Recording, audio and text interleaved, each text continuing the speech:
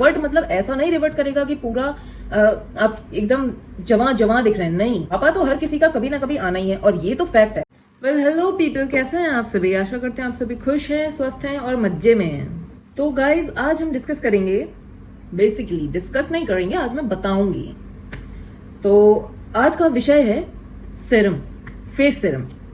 तो यहाँ मेरे पास आज नायासिनामाइड सीरम है, रेटिनॉल है एंड सैलिसिलिक एसिड है। तो पहले तो मैं आपको कुछ ग्राउंड रूल्स बता देती हूँ। पहली बात तो ये कि हर सीरम हर किसी की जरूरत नहीं होती है। ऐसा नहीं है कि आपने YouTube पर 100 वीडियोस देख लिए तो अब आपको ऐसा है कि आपको 100 सीरम दिख गए हैं, ये भी चाहिए, ये भी चाहिए, ये भी चाहिए, ये भी चाहिए। नहीं, आपके स्किन कंसर्न के अकॉर्डिंग आपको सीरम लेने होते हैं और मेन एंड विमेन दोनों ये सीरम यूज कर सकते हैं।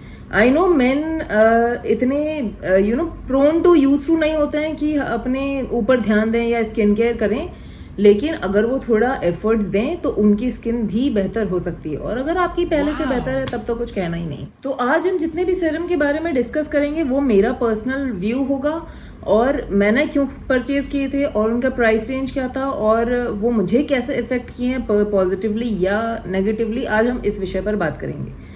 तो कमिंग टू नायासिनामाइड सीरम, आज हमारे पास है यहाँ niacinamide serum by Dermaco. Dermaco दिख जा भाई।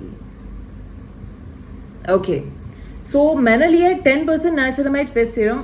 अब मैंने ले तो लिया था 10%, बट इसका एक रूल होता है, जितना कम परसेंटेज होगा उतना ज्यादा इफेक्टिव होगा। तो पहले डिस्कस करते हैं नायासिनामाइड सीरम के यूजेज क्या क्या होते हैं। नायासिनामाइड सीरम आपके पोर टाइटनिंग करने के काम आता है। लाइक यहाँ आपके जो पोर्स विजिबल होते हैं, जैसे मेरे भी हैं, तो वो टाइटन करने के लिए, उनको लेस दिखाने के काम आता है। वो सीबम प्रोडक्शन कम करता है। सीबम प्रोडक्शन क्या होता है? जो आपके फेस पर ऑयल आता है, that is called sebum production. फिर आपका स्किन टेक्सचर जो है, स्किन टेक्सचर वो इम्प्रूव करता है, आपको एक क्लियर स्किन देने में आपकी हेल्प करता है। आपको अगर कोई एक्ने मार्क्स हैं तो वो उनको रिड्यूस करने में आपकी हेल्प करता है। ये एंटी इन्फ्लेमेटरी होता है, ये ऑयल कंट्रोल करने में हेल्प करता है। लाइक अगर आपने नायासिनामाइड सीरम लगाया, उसके ऊपर आप मॉइस्चराइजर वगैरह लगाते हैं तो आपको ऑयल प्रोडक्शन जो है वो कम होगा। तो अगर आप न्यू टू सीरम्स हैं तो हमेशा याद रखिए आपको लोएस्ट परसेंटेज से ट्राई करना है, स्टार्ट करना है। तो अगर जैसे नायासिनामाइड सीरम है, इसमें ये मैंने 10% का लिया, आप चालू करिए 5% से, क्योंकि you don't know how it will react to your skin. आपने कभी पहले ट्राई नहीं किया तो आप नया नया ट्राई कर रहे हैं। आप कोशिश करिए कि आप कम परसेंटेज से स्टार्ट करेंगे तो वो बेहतर होगा आपकी स्किन की। और जब भी कोई नया प्रोडक्ट लेते हैं, मेक श्योर कि आप पहले उसका पैच टेस्ट करते हैं। पैच टेस्ट करने के लिए एक बार यहाँ लगाइए और यहाँ लगा कर देखिए, उससे आपको पता चलेगा कि कहीं आपको स्किन रेडनेस नहीं हो रही, इरिटेशन तो नहीं हो रही, is it suiting your skin और नॉट। ये सारी चीजें जब आपको पता चलेंगी, उसके बाद ही आप किसी भी नए प्रोडक्ट को अपनी जिंदगी में इनकलकेट करिए। अब बात करते हैं नायासिनामाइड सीरम डर्माको का। तो डर्माको के इस नायासिनामाइड सीरम में ये 10% है, 30 ml की बॉटल है और उसमें लिखा है फॉर एक्ने मार्क्स। और इसके जो एक्टिव्स हैं वो है नायासिनामाइड प्लस जिंक। तो नायासिनामाइड क्या करता है? वो आपके एक्ने मार्क्स रिड्यूस करता है। और जो आपके जिंक जो है, वो जिंक आपकी किस चीज में मदद करता है? वो ऑयल रेगुलेट करने में मदद करता है। तो इस मामले में तो ये सही है। मैंने इससे पहले प्लम का भी नायासिनामाइड सीरम ट्राई किया। जो प्लम वाला नायासिनामाइड सीरम था उसमें राइस वाटर मिक्स था और उसकी ना थोड़ी मिल्की कंसिस्टेंसी थी, तो वो अच्छा था। बट मैंने देखा मेरे ऊपर डर्मा को ज्यादा सूट कर रहा है, वो टेक्सचर वाइज ज्यादा अच्छा था। और डर्मा को मुझे ऐसे सूट कर रहा है कि मैं जब भी इसको लगा के बाहर जाती हूँ तो मेरे पोर्स एज सच बहुत ऑयल प्रोडक्शन नहीं होता, पोर्स बहुत ज्यादा विजिबल नहीं होते। इट्स लाइक एक क्लियर स्किन सी देता है वो मुझे। तो इसकी पैकेजिंग पर लिखा है सल्फेट एंड पैराबिन फ्री है और dye and mineral oil free है। एंड इसकी 30 ml की बॉटल मुझे अराउंड 538 रुपीज की पड़ी थी। तो how do you have to use it कि आपको अपना फेस वॉश करना है। फेस वॉश करने के बाद आपको 3 to 5 drops of niacinamide serum लेना है और उसके बाद आपको उसको अपने फेस और नेक पे, नेवर फॉरगेट द नेक, हमेशा नेक पर भी लगाना है, फेस पर भी लगाना है। एंड उसके बाद आपको ऊपर की तरफ मसाज करना है, या तो आप डैब डैब डैब डैब भी कर सकते हैं या आप मसाज करें। और उसके बाद आपको मॉइस्चराइजर लगाना है, सनस्क्रीन बिल्कुल ना भूलें। सीरम्स लगाते हैं तो हमारी स्किन और एक्टिवेट हो जाती है और सेंसिटिव हो जाती है, आई कैन से। तो आपको हमेशा सनस्क्रीन लगाना जरूरी है। ये वीडियो किसी भी ब्रांड द्वारा स्पॉन्सर्ड नहीं है, ये मेरे अपने पर्सनल ओपिनियन है।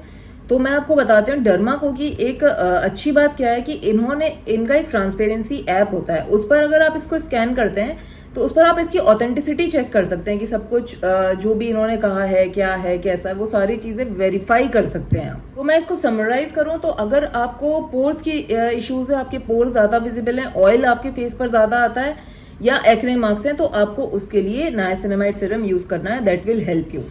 Now coming to salicylic acid serum. Salicylic acid का सीरम का जो मेन यूजेज है वो ये होता है कि वो आपके black heads, white heads, sebaceous filaments क्या होता है, वो दिखते तो ब्लैक हेड्स की तरह, वो होते ब्लैक हेड्स, वो आपकी स्किन की सरफेस पर सेबेशियस फिलामेंट्स जो है वो ऐसे थिन थ्रेड के लाइक दिखते हैं। तो चूंकि जब ऑयल ज्यादा आता है तो वो स्पेशली अलग से विजिबल होते हैं।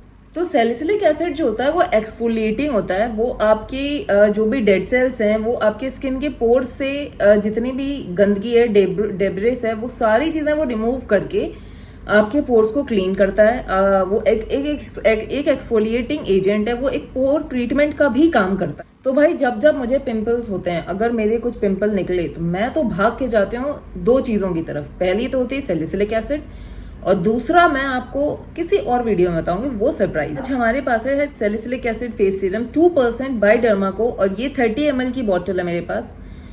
इसमें इसके एक्टिव्स हैं witch hazel and willow bark और सैलिसिलिक एसिड। ओके, तो जैसा मैंने कहा कि ये पिंपल ट्रीटमेंट के काम आता है, ये आपके black heads, white heads remove करने में भी हेल्प करता है, ये आपके पोर्स अनक्लॉग करता है, उसमें जितनी भी गंदगी है वो सब हटाता है। तो डर्माको की ये सैलिसिलिक एसिड में मेंशन किया है कि ये सल्फेट एंड पैराबिन फ्री है, ये dye and mineral oil free है एंड फ्रेग्रेंस फ्री भी है ये। और ये 30 ml की बॉटल अराउंड मुझे 448 रुपीज की पड़ी थी एंड इसने मेरा स्किन गेम चेंज कर दिया है। लाइक मैं पहले ना डरती थी कि अरे सैलिसिलिक एसिड है, एक्सफोलिएटिंग होता है, पता नहीं मेरी स्किन पर सूट करेगा कि नहीं करेगा, लेकिन जब से मैंने इसे लिया है, मुझे पिंपल होता है, ये मेरी हेल्प करता है उसको हील करने में। आई थिंक 2-3 डेज में पिंपल एकदम बहुत मिनिमाइज होके थोड़ा इसका स्कार रह जाता है। वो स्कार ऑफकोर्स हील होने में वक्त लगता है। तो इसके जो इंग्रेडिएंट्स हैं, मेन इंग्रेडिएंट्स हैं, सैलिसिलिक एसिड क्या करता है, एक्ने ट्रीट करता है। जो विच हेजल है इसमें वो आपके पोर्स टाइटन करता है और जो विलो बार्क है वो एक्सफोलिएट करता है और ऑयल कंट्रोल करता है।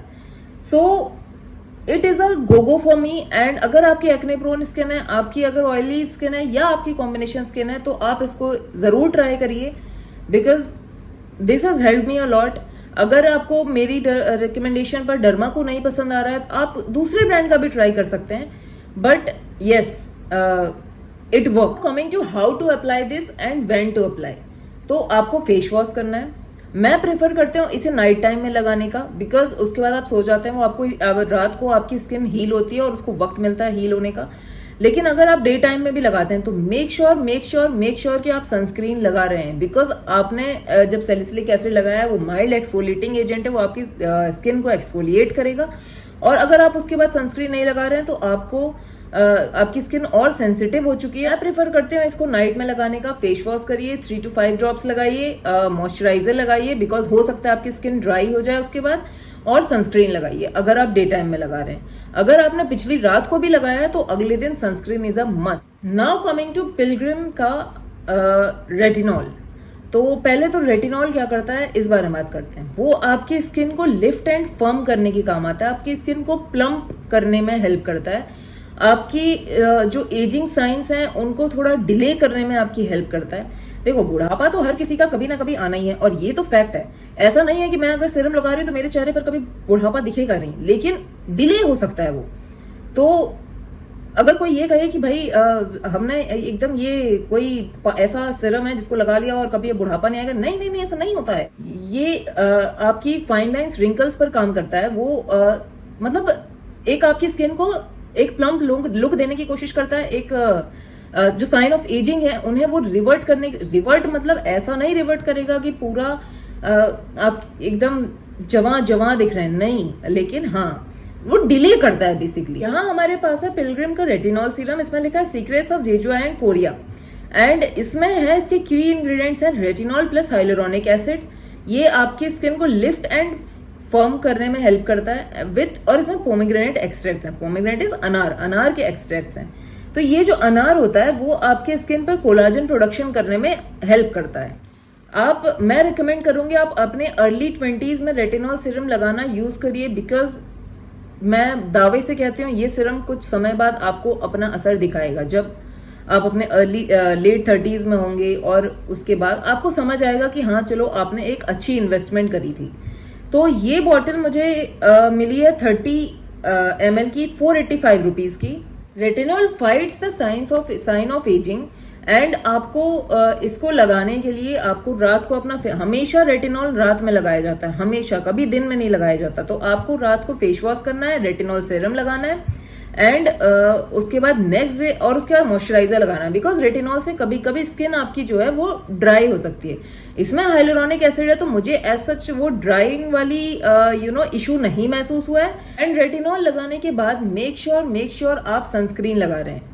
Okay, so her main and women both can apply these serums. अपने स्किन इश्यूज के हिसाब से आपको सिलेक्ट करना है। मार्केट में और भी बहुत से सीरम है, मैं उन पर भी आने वाले वक्त में रिव्यू लेकर आऊंगी, जैसे एसिलिक एसिड हो गया, जैसे ग्लाइकोलिक एसिड हो गया, जैसे केमिकल पील्स हो गए। तो इन पर मैं आने वाले वक्त में वीडियोस लेके आऊंगी। बट हमेशा ऐसा विटामिन सी हो गया, विटामिन सी आपके फेस में ग्लो लाने का काम करता है। तो आपको अपने स्किन इश्यूज के हिसाब से सोचना है कि आपको कौन सी सीरम यूज करनी है। इतने वीडियोस देखकर ऐसे एक्साइटेड होकर सारी चीजें नहीं खरीदनी है कि भाई हम सब खरीद लेंगे, और फिर उससे आपके चेहरे पर गलत असर भी दिख सकता है। तो मेक श्योर कि आप क्या ले रहे हो और आपकी स्किन कंसर्न्स क्या है। So that's it for today guys. तो यहाँ हम रैप अप करते हैं, और नेक्स्ट वीडियो में मैं आपसे मिलती हूँ किसी नए टॉपिक के साथ, नई उमंग के साथ। तब तक खुश रहिए, स्वस्थ रहिए, ख्याल रखिए अपना। Bye bye.